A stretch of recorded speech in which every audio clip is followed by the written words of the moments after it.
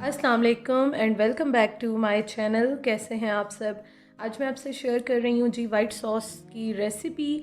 और बहुत ही इजी बनता है, बहुत ही मज़े का बनता है। तो सबसे पहले तो आपको ये बताऊँ कि सारे इंग्रेडिएंट्स जो भी क्वांटिटी डलती है वो सब आपको डिस्क्रिप्शन बॉक्स में भी मिल जाएंगे और यहाँ पे भी मैं आपको साथ साथ बताती जाऊँगी।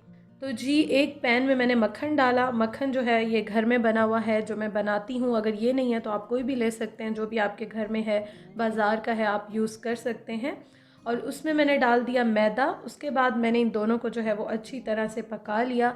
इनको आपने अच्छी तरह पकाना है और जो भी चम्मच है या जिस चीज़ से भी आप बना रहे हैं, विस्क है, वो आपने साथ साथ चलाते रहना है, क्योंकि एक तो इस तरह से गुठलियाँ नहीं बनती, अच्छी तरह से ये पक भी जाता है और इसका टेस्ट बहुत अच्छा आता है। और मुझसे ना बहुत ज़्यादा ये क्वेश्चंस पूछे जाते हैं कि मक्खन और किस किस तरह से यूज़ होता है और आप क्या बनाती हैं। तो अब मैं वन बाय वन जो भी चीज़ें बनती हैं वो आपसे इंशाल्लाह शेयर करती रहूँगी। तो जब वो थोड़ा सा पक गया तो उसमें मैंने डाला है 1.5 कप आप दूध ले लें या फिर आप 1 गिलास दूध ले लें। और मिल्क इसमें डालने के बाद ना आपने इसमें विस्क जो है या चम्मच है चलाते रहना है, क्योंकि अगर आप इस तरह नहीं करेंगे, इसमें मक्खन है तो फ़ौरन से जो है वो गुठलियाँ बन जाती हैं। तो आप देखें कि मैं बस हल्के हाथ से इसको जो है वो चलाती जा रही हूँ और ऐसा ख़ास कुछ भी नहीं किया मैंने। और उसके बाद थोड़ा सा इसको बॉयल होने दें, बहुत ज़्यादा नहीं, लेकिन लो टू मीडियम फ्लेम पे इसको बनाना है। जब ये थोड़ा सा बॉयल हो जाएगा और मैदा बिल्कुल पक जाएगा इसके अंदर, तो अब मैं यहाँ पे डाल रही हूँ चीज़। और चीज़ मैं दोनों यूज़ कर रही हूँ, मोज़रेला चेडर दोनों यूज़ कर रही हूँ, जो भी आपके पास जिस भी कंपनी की है। तो अच्छे लगती हैं मुझे दोनों, तो मैं हाफ़ हाफ़ ले रही हूँ, तो आधी आधी मैं दोनों की क्वांटिटी यहाँ पे ले रही हूँ। उसके बाद ये जो टिन है, कैन वाले मशरूम्स हैं, और ये मैंने 2 से 3 टेबल स्पून भर के लिए हैं। ये ऑप्शनल है, अगर आपको अच्छे लगते हैं आप डालें, नहीं अच्छे लगते तो आप बिल्कुल मत डालें, लेकिन मुझे अच्छे लगते हैं वाइट सॉस में। हम जब बाहर भी कुछ स्टेक से कुछ खाते हैं तो वो डालते हैं, इसलिए मैंने डाला है। उसके बाद मैंने इसमें डाल दी है जी क्रीम। और इसका जो कुकिंग प्रोसेस है ना, हार्डली 5 मिनट लगते हैं इसको बनने में, बिल्कुल टाइम नहीं लगता।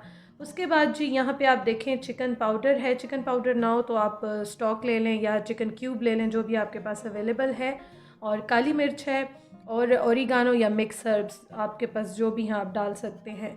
तो ये मैंने डाल दिए हैं यहाँ पे। और नमक हस्बे ज़ायका आप अपनी मर्ज़ी के मुताबिक डाल सकते हैं, जैसा आपको पसंद है।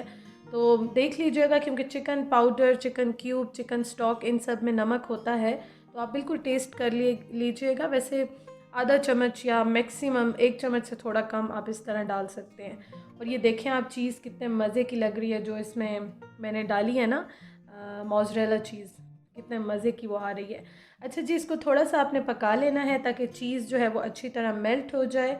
और क्रीम जो है ना वो मैंने घर वाला ही डाला है, क्योंकि मेरे पास पैकेट वाला नहीं है। अगर आपके पास पैकेट वाला है तो आप वो डाल लें, अदरवाइज़ कोई बात नहीं। जो घर की क्रीम है उसको ही थोड़ा सा आप फेंट के डाल दें, वो भी बहुत अच्छी लगती है।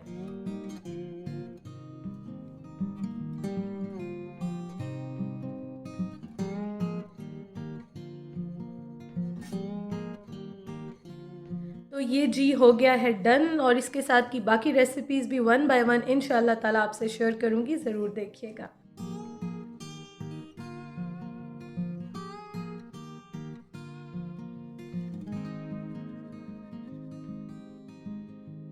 ज़रूर बनाइएगा, इफ़्तार टाइम पे एंजॉय कीजिएगा। और बाकी जितनी रेसिपीज़ हैं इंशाअल्लाह ताला वो भी जल्दी आ रही हैं, आपसे शेयर करूँगी जो इससे रिलेटेड हैं। और ये बना के आप फ्रिज में भी रख सकते हैं 2-4 दिन। अब वैसे इतना मज़े का होता है कि हाथ ही नहीं रुकता। इंशाअल्लाह ताला एक नई वीडियो में मुलाकात होगी। Thank you so much for watching. अल्लाह हाफ़िज़।